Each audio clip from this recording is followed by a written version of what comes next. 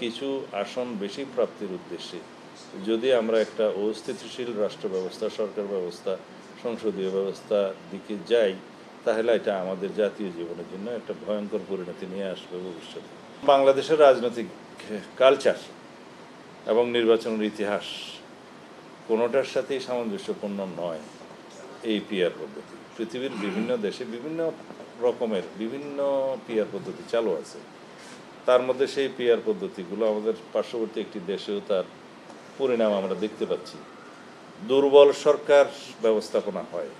PR পদ্ধতিতে কোনোদিন সাধারণ মেজরিটির নিয়ে সরকার গঠন করা খুবই মুশকিল এবং একটা অস্থিতিশীল সরকার ব্যবস্থা প্রতিষ্ঠিত হয় এবং একটা সব সময়ের জন্য কোয়ালিশন পার্লামেন্ট এবং কোয়ালিশন গভর্নমেন্ট হয়।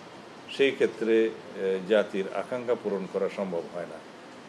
নির্বাহী বিভাগের অথবা যারা মেজরিটি দল থাকে তাদের বিভিন্ন রকমের প্রতিশ্রুতি জনগণের জন্য থাকে, জাতির কাছে থাকে, সেগুলো বাস্তবায়ন সম্ভব হয় না।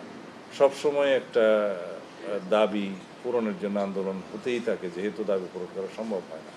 তো এই সমস্ত কিছুর বিবেচনায় আমাদের প্রচলিত পদ্ধতি প্রত্যক্ষ নির্বাচনের মাধ্যমে জাতীয় সংসদের সদস্য নির্বাচিত হওয়ার যে পদ্ধতি, এটা সংবিধানের আর্টিকেল 65 সাবসেকশন 2-তে আছে, সেটা বহাল আছে।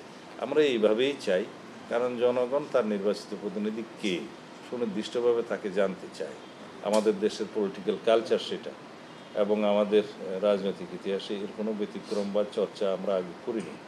সুতরাং এই পদ্ধতিটা একটা পরীক্ষিত পদ্ধতি।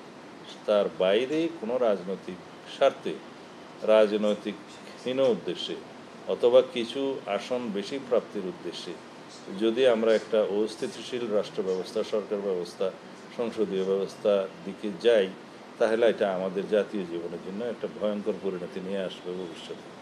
সেই জন্য আমরা এই পিআর পদ্ধতিকে প্রত্যাখ্যান করি। এদেশের জনগণ পিআর পদ্ধতির পক্ষে নয়। কেউ যদি এই রাজনৈতিক দাবি তাদের নির্বাচনী ম্যানিফেস্টোতে উল্লেখ করে পরবর্তী নির্বাচনে অংশগ্রহণ করে, তারা যদি ম্যান্ডেট প্রাপ্ত হয়, তখন তারা জাতীয় সংসদে সেইভাবে আইন প্রণয়ন করতে পারবে।